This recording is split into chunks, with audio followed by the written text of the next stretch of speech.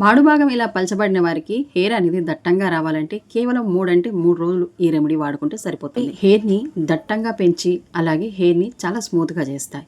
మీకు మగవారికి ఆడవారికి ఈ సమస్య ఉంటే దీన్ని తప్పక ఫాలో అవ్వండి. రిజల్ట్ మీకు 3 రోజులనే తెలుస్తుంది. మరి ఈ రెమెడీని ఎలా వాడాలి, ఎన్ని రోజులకు వాడాలి, మరి ఎంతసేపు వాడాలనేది సమస్య కదా, అంటే మీకు తెలియదు కదా. తెలుసుకోవాలంటే వీడియోలోకి వెళ్ళాలి. స్కిప్ చేయకుండా వీడియోని చూడండి, ఎందుకంటే స్కిప్ చేస్తే మీకు వీడియో అర్థం కాదు కాబట్టి. కొత్తగా మన ఛానల్లోకి ఎవరు వస్తున్నారో మీ అందరికీ స్వాగతం. ముఖ్యంగా వీడియోని కొంచెం సపోర్ట్ అయితే చేయండి. సపోర్ట్ వచ్చేసి మీ ప్రేమ, మీ అభిమానం ఒక లైక్ ద్వారా తెలియజేయండి. కొత్తగా చూసిన వాళ్ళు ఎవరైనా సరే ఛానల్ని సబ్స్క్రైబ్ చేసుకోండి. నా వీడియోస్ ఎప్పుడు మిస్ అవ్వకుండా చూస్తారు.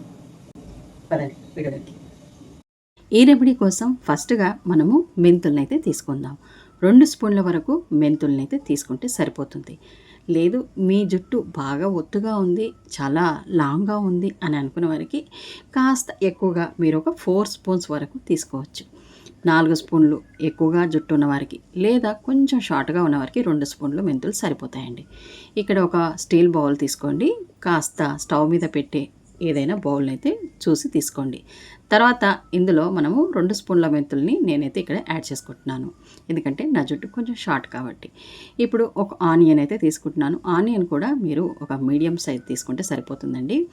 లాంగ్ జుట్టు ఉన్న వారికి కొంచెం పెద్ద సైజు ఉంటే తీసుకోండి, ఎందుకంటే నేను ప్రతిదీ క్లుప్తంగా చెప్తున్నాను. అంటే ఎవరెవరికి ఎంతెంత మోతాదులో పడుతుంది అనేది మీకు కూడా చిన్న డౌట్ వస్తుంది కదా, అందుకనేసి ఇక్కడ ఎంతవరకు పడుతుంది అనేది ఆ మోతాదులో మీకు చెప్తున్నానండి. ఎందుకంటే మీకు ఒకవేళ క్వశ్చన్ వస్తే కామెంట్ చేస్తారు కదా, ఆ కామెంట్కి నేను ఇక్కడే మీకు ఆన్సర్ కూడా ఇచ్చేస్తున్నాను అనమాట. ఓకే, నా జుట్టు షార్ట్ కాబట్టి నేను నా జుట్టు వేలోనే నేను ఈ రెమెడీ అయితే తయారు చేస్తున్నాను. మీరు ఒకవేళ కొంచెం పెద్ద జుట్టు అయితే కొంచెం ఎక్కువగా తీసుకోండి. ఓకేనా. ఇప్పుడు ఆనియన్ కూడా కట్ చేసి నేను ఆ బౌల్లోనే వేసుకున్నాను. ఇక్కడ మందారం ఆకుల్ని ఒక 10 వరకు నేను తీసుకుంటున్నాను. మందారం ఆకుల్లో జిగురు పదార్థం ఎక్కువగా ఉంటుంది కదా, ఈ జిగురు పదార్థమే మన జుట్టుని మెత్తగా చేస్తుంది, అలాగే స్పీడ్గా పెంచడానికి చాలా బాగా ఉపయోగపడుతుంది. మెంతుల్లో ఉండే ప్రోటీన్స్ మన జుట్టుని ఒత్తుగా పొడవుగా పెరగడానికి చాలా బాగా పనిచేస్తాయి. అలాగే ఎక్కువగా డాండ్రఫ్ ఉంటే మెంతుల వల్ల మనకి డాండ్రఫ్ అనేది రిమూవ్ అవుతుంది. డాండ్రఫ్ రిమూవ్ చేసినప్పుడే కదా జుట్టుకి ఎక్కువగా బలం వస్తుంది. అంటే మెంతుల వల్ల మనకు అందులో ఉండే ప్రోటీన్స్ వల్ల శక్తి ఎక్కువగా వస్తుంది, జుట్టు రాలడం తగ్గుతుంది. అలాంటప్పుడు జుట్టు వేగంగా పెరిగి మన జుట్టు హెల్దీగా ఉంటుంది, అలాగే చిక్కగా పెరుగుతుంది అనమాట, అంటే దట్టంగా పెరుగుతుంది. ఇక్కడ 10 వరకు మందారం ఆకుల్ని తీసుకొని శుభ్రంగా కడిగేసి వాటిని చిన్న చిన్న ముక్కలుగా ఇలా చేత్తో నేను తుంచేసి గిన్నెలో వేసాను, అదే బౌల్లో వేసాను. తర్వాత ఇక్కడ పూలను కూడా ఒక 5-6 పూల వరకు నాకు దొరికినంతలో తీసుకుంటున్నాను. మీకు ఒక్క మందారం పువ్వు దొరికినా సరే తీసుకోండి ఇందులో, ఎందుకంటే ఆ అవకాశం మీకు ఎన్ని పూల అవకాశం ఉంటే అన్ని పూలని, ఎన్ని ఆకులు అవకాశం ఉంటే అన్ని ఆకులని 5-6 అయినా సరే వేసుకోండి. ఆకులు ఒక పువ్వు అయినా సరే వేసుకోవచ్చు, ఎందుకంటే మనకి రెమెడీ ముఖ్యం. ఇందులో ఎంత వేసుకున్నా వాటి శక్తి, వాటి బలం అనేది మనకి హెయిర్కి తప్పకుండా ఇస్తాయండి. అవైలబుల్గా ఉన్న వాళ్ళకి ఎన్ని పూలు ఎన్ని ఆకులు ఉంటే అన్ని వేసుకుంటే రెమెడీకి సరిపడినంత. ఇప్పుడు ఫిల్టర్ వాటర్ని ఇందులో యాడ్ చేసుకోండి. సాల్ట్ వాటర్ అస్సలు వేయకూడదండి. బోర్ వాటర్ వాడుకోవచ్చా అని చాలామంది నన్ను అడుగుతూ ఉన్నారు హెయిర్కి సంబంధించిన రెమెడీలో, వాళ్ళ కామెంట్స్లో. బోర్ వాటరు కొంచెం తీయగా ఉంటే వాడుకోండి, సాల్ట్ అయితే వాడుకోకూడదని చెప్తాను. సాల్ట్ వల్ల హెయిర్కి ఎప్పుడైనా ఇబ్బందులే జరుగుతాయి. కొంచెం ఫిల్టరు తీయగా ఉన్న వాటర్ ఏదైనా సరే, బోర్ వాటర్ అయినా సరే, ట్యాప్ వాటర్ అయినా సరే హ్యాపీగా వాడుకోవచ్చు.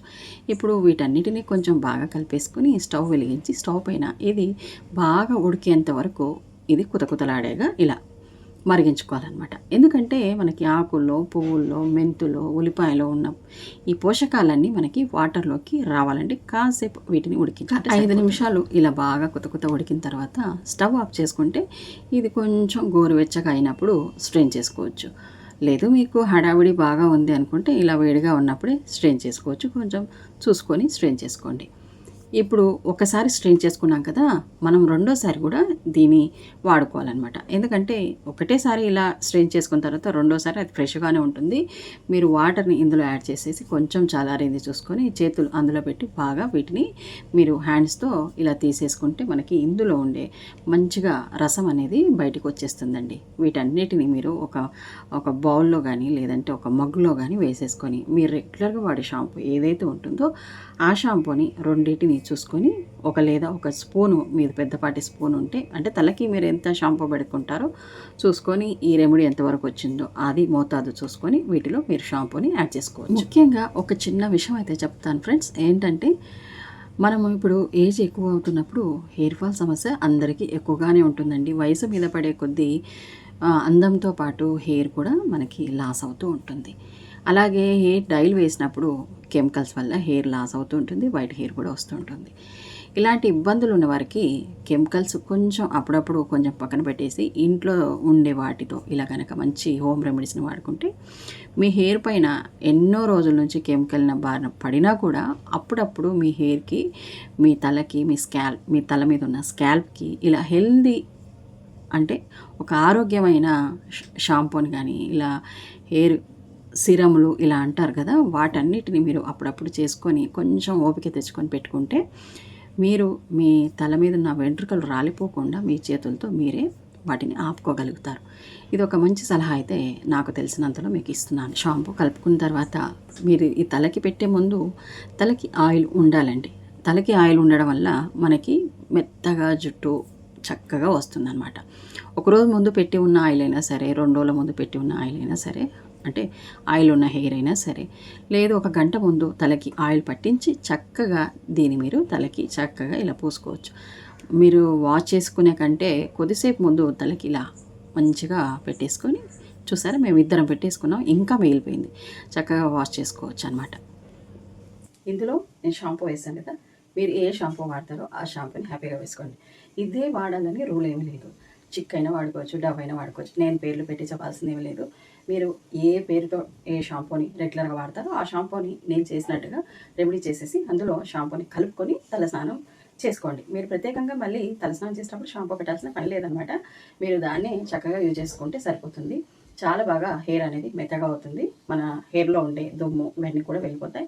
హెయిర్ చాలా స్మూత్గా, చాలా స్పంజిగా ఉంటుందన్నమాట. ఇలా చేయడం వల్ల హెయిర్ గ్రోత్ కూడా స్పీడ్గా పెరుగుతుంది.